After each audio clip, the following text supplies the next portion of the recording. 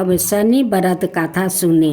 एक समय स्वर्ग लोक में सबसे बड़ा कौन है, इस प्रश्नों को लेकर 9 ग्रहों में वाद विवाद हो गया। विवाद इतना बढ़ा कि परस्पर भयंकर युद्ध की स्थिति बन गई। निर्णय के लिए सभी देवता देवराज इंद्र के पास पहुँचे और बोले, हे देवराज, आपको निर्णय करना होगा कि हम में से सबसे बड़ा कौन है। देवताओं का प्रश्न सुनकर देवराज इंद्र उलझन में पड़ गया। इंद्र बोले, मैं इस प्रश्नों का उत्तर देने में असमर्थ हूँ।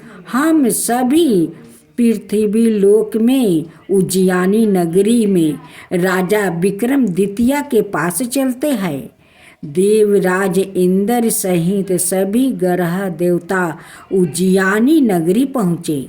महल में पहुंचकर जब देवताओं ने उसने अपना प्रश्न पूछा तो राजा विक्रमादित्य भी कुछ देर के लिए परेशान हो उठे, क्योंकि सभी देवता अपनी अपनी शक्तियों के कारण महान थे।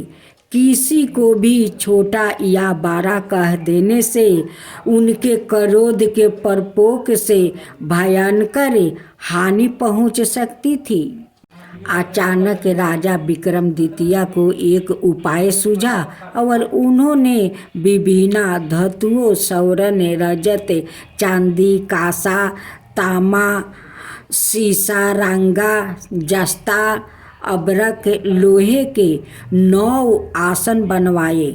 धातुओं के गुणों के अनुसार सभी आसनों को एक दूसरे के पीछे रखवा कर उन्होंने देवताओं को अपने अपने सिंहासन पर बैठने को कहा। देवताओं के बैठने के बाद राजा विक्रमादित्य ने कहा, आपका निर्णय तो सवाय हो गया। जो सबसे पहले सिंहासन पर विराजमान है वही सबसे बड़ा है। राजा विक्रमादित्य के निर्णय को सुनकर शनि देवता ने सबसे पीछे आसन पर बैठने के कारण अपने को छोटा जानकर क्रोधित होकर कहा, राजा विक्रमादित्य, तूने मुझे सबसे पीछे बैठाकर मेरा अपमान किया है। तुम मेरी शक्तियों से पराजित नहीं हो। मैं तुम्हारा सर्वनाश कर दूंगा। शनि ने कहा, सूर्य एक राशि पर है 1 महीने, चंद्रमा 2.25 महीने, मंगल 1.5 महीने, बुध और शुक्र 1 महीने रहता है, बृहस्पति 13 महीने रहते हैं। लेकिन मैं किसी राशि पर 7.5 बरस 7.5 तक रहता हूँ। बड़े बड़े देवताओं को मैंने अपने प्रकोप से पीड़ित किया है। राम को 7.5 के कारण ही वन में जाकर रहना पड़ा और रावण को 7.5 के कारण ही युद्ध में मृत्यु का शिकार बनना पड़ा। राजा, अब तू भी मेरे प्रकोप से नहीं बच सकेगा। इसके बाद अन्य ग्रहों के देवता तो प्रसन्नता के साथ चले गए, परंतु शनिदेव बड़े क्रोध के साथ वहाँ से विदा हुआ। राजा विक्रमादित्य पहले की तरह ही अन्याय करते रहे। उनके राज्य में सभी स्त्री पुरुष बहुत आनंद से जीवन यापन कर रहे थे। कुछ दिनों ऐसे ही बीत गया। उधर शनि देवता अपने अपमान को भूले नहीं थे। विक्रमादित्य से बदला लेने के लिए एक दिन शनि देव ने घोड़े के व्यापारी का रूप धारण किया और बहुत से घोड़ा के साथ उज्जैनी नगरी पहुँचे। राजा विक्रमादित्य ने राज्य में किसी घोड़े के व्यापारी के आने का समाचार सुना तो अपने अश्वपाल को कुछ घोड़े खरीदने के लिए भेजा। घोड़े बहुत कीमती थे।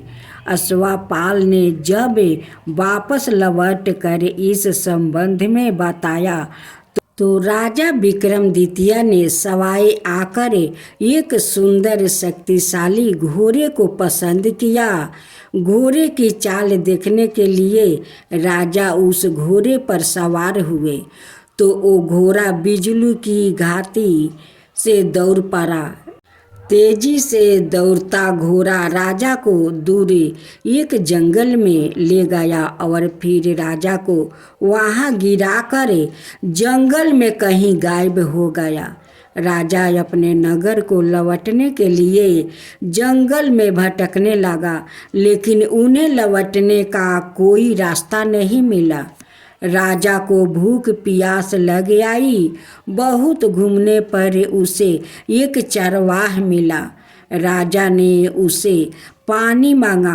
पानी पीकर राजा ने उस चरवाह को अपनी अंगूठी दे दिया। फिर उसे रास्ता पूछ कर वो जंगल से निकल कर पास के नगर में पहुंचा। राजा ने एक सेठ की दुकान पर बैठकर कुछ देर आराम किया। उस सेठ ने राजा से बातचीत की तो राजा ने उसे बताया कि मैं उज्जैनी नगरी से आया हूँ। राजा के कुछ देर दुकान पर बैठने से सेठ जी की बहुत बिक्री हुई। सेठ ने राजा को बहुत भगवान समझा और खुश होकर उसे अपने घर भोजन के लिए ले गया। सेठ के घर में सोने का एक हार खूंटी पर लटका हुआ था। राजा को उस कमरे में छोड़कर सेठ कुछ देर के लिए बाहर गया। तभी एक आश्चर्यजनक घटना घटी। राजा के देखते देखते सोने के उस हार को खूंटी निगल गई।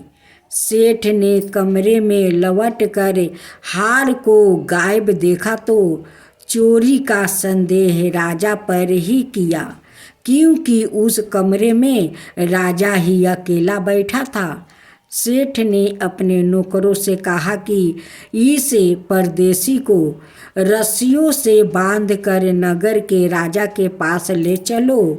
राजा ने विक्रमादित्य से हार के बारे में पूछा तो उसने बताया कि उसके देखते ही देखते खूंटी ने हार को निगल लिया था। इस पर राजा ने क्रोध होकर चोरी करने का अपराध में विक्रमादित्य के हाथ पांव कटवाने का आदेश दे दिया। राजा विक्रमादित्य के हाथ पांव काटकर उसे नगर की सड़क पर छोड़ दिया गया। कुछ दिन बाद एक तेली उसे उठाकर अपने घर ले गया और उसे अपने केलू पर बैठा दिया। राजा आवाज देकर बैलों को हाँकता रहा। इस तरह तेली का बैल चलता रहा और राजा को भोजन मिलता रहा। शनि के प्रकोप की 7.5 पूरी होने पर वर्ष ऋतु प्रारंभ हुई।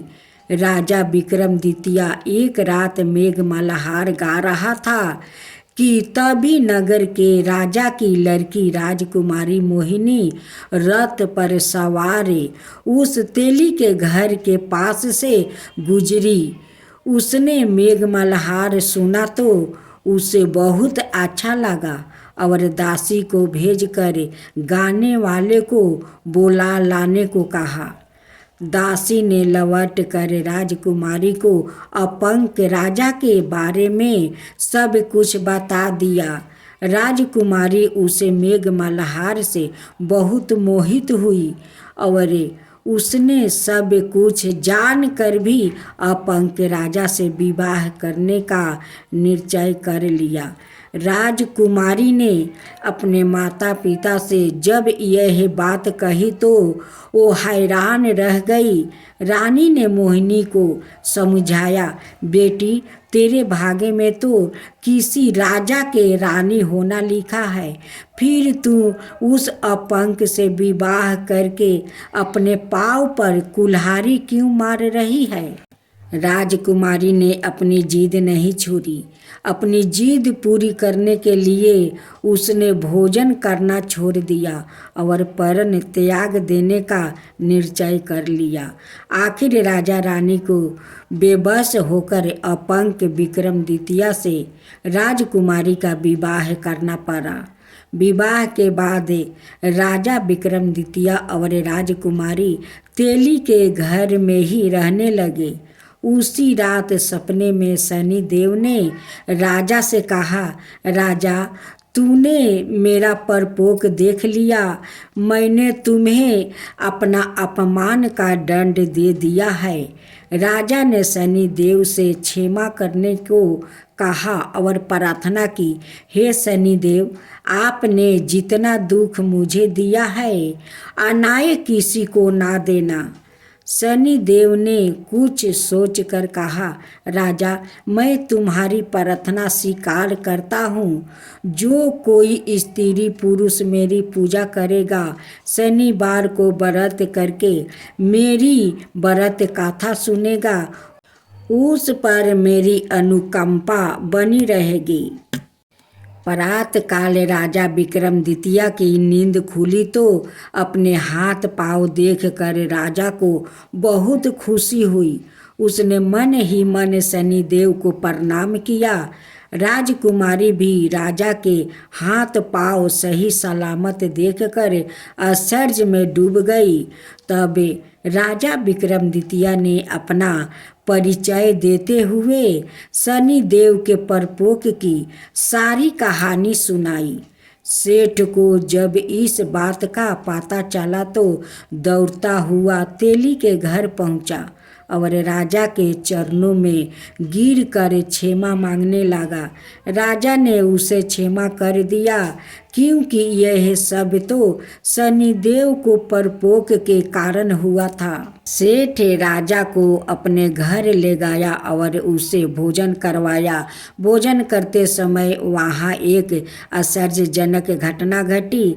सबके देखते देखते उस खूंटी ने हार को उगील दिया। सेठ जी ने अपनी बेटी का विवाह भी राजा के साथ कर दिया और बहुत से स्वर्ण आभूषण धन आदि देकर राजा को विदा किया। राजा विक्रमादित्य राजकुमारी मोहिनी और सेठ की बेटी के साथ उज्जैनी नगरी पहुँचे तो नगरवासियों ने हर्ष से उनका स्वागत किया। अगले दिन राजा विक्रमादित्य ने पूरे राज्य में घोषणा करवाई कि शनि देव सबसे देवों में सर्वश्रेष्ठ है। प्रत्येक स्त्री पुरुष शनिवार को उनका व्रत करे और व्रत कथा अवश्य सुने। राजा विक्रमादित्य की घोषणा से शनि देव बहुत प्रसन्न हुआ। शनिवार का व्रत करने और व्रत कथा सुनने के कारण सभी लोग की मनोकामना शनि देव की अनुकंपा से पूरी होने लगी। सभी लोग आनंद पूर्वक रहने लगा।